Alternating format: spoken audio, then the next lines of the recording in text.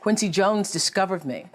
And it's so interesting to me because when I was working as a television newswoman in Baltimore, and really all I wanted to do was be an actress, but I was doing television, and I felt at the time, well, I can't quit this job because this is what everybody else wants to do. And if I quit this job, what am I going to do? And I was going to a speech coach at the time that the station had sent me to. The broadcasting school, they sent everybody to the same woman. And I was telling her, I really don't want to do this. What I really want to do is act. And she says, my dear, you don't want to act, because if you wanted to act, you'd be doing it. What you want to be, my dear, is a star. Because if you wanted to act, you'd be waiting tables in New York. And I thought, now why am I going to wait tables if I'm already working in TV? So I said, well, what I think is going to happen is I will be discovered, because I want it so badly. Somebody's going to have to discover me. And she said, you just dream. You dream, you're a dreamer. So when it happened, I called her up. I said, you will not believe this. I got discovered. And it really was a discovery. It's like one of those Lana Turner stories, only it wasn't a drugstore. He was in his hotel room, saw me on TV. It was unbelievable. So the interesting thing about that is that I truly believe that thoughts are the greatest vehicle to change power and success in the world. Everything begins with thoughts. I mean, the chairs that we're sitting in, the room that we're in, all started because somebody thought it. So I thought up The Color Purple for myself. I know this is going to sound strange to you. I read the book. I got so many copies of that book. I passed the book around to everybody I knew.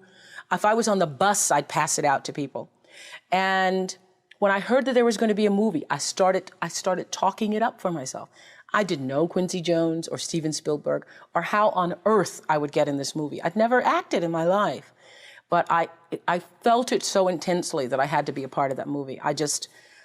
I really do believe I created it for myself. I wanted it more than anything in the world and would have done anything to do it. Create the highest, grandest vision possible for your life, because you become what you believe. When I was a little girl, Mississippi, growing up on the farm, only buckwheat as a role model, watching my grandmother boil clothes in a big iron pot through the screen door because we didn't have a washing machine and made everything we had. I watched her and realized somehow inside myself and the spirit of myself that although this was segregated Mississippi and I was colored and female, that my life could be bigger, greater than what I saw. I remember being 4 or 5 years old. I certainly couldn't articulate it, but it was a feeling, and a feeling that I allowed myself to follow. I allowed myself to follow because if you were to ask me what is the secret to my success, it is because I understand that there is a power greater than myself that rules my life. And in life, if you can be still long enough in all of your endeavors, the good times, the hard times, to connect yourself to the source. I call it God. You can call it whatever you want to, the force, nature, Allah, the power.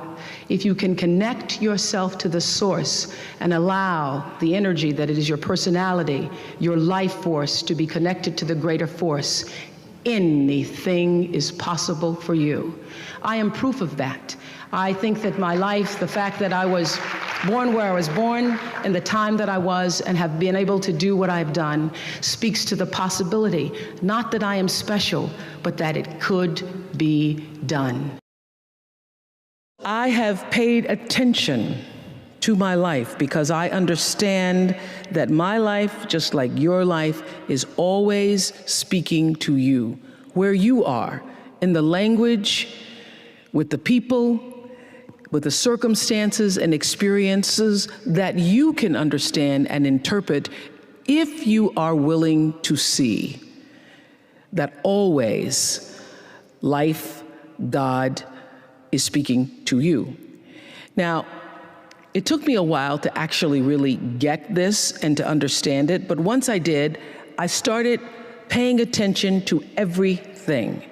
And one of the reasons why I can now accept the fact that I can offer my gatherings of information and wisdom and call myself a spiritual teacher is that every single person who ever came on my show, and I hear there's like 37,000 guests I've talked to, a lot of them came from dysfunction, and a lot of them wouldn't appear to be teachers, but every one of them had something to say that was meaningful and valuable and that I could use to grow myself into the best of myself, which is what all of our jobs are. Your number one job is to become more of yourself and to grow yourself into the best of yourself.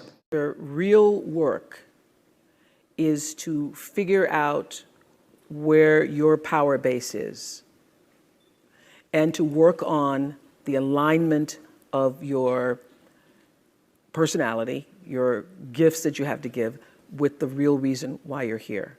That's the number one thing you have to do, is to work on yourself and to fill yourself up and keep your cup full. Keep yourself full. Now, I used to be afraid of that. I used to be afraid, particularly from people who say, oh, she's so full of herself. She's so full of herself. And now I embrace it. I consider it a compliment that I am full of myself. Because you only when you're full, I'm overflowing, my cup runneth over. I have so much to offer and so much to give. And I am not afraid of honoring myself. You know, it's miraculous when you think about it. The thing that worked for me all these years, whether it was the magazine, or which I still have, or whether it was the show, I understood that there's a common denominator in the human experience. And I want the same thing you want, which is the same thing you want and you want. What we all want is to be able to live out the truest, highest expression of ourselves as a human being.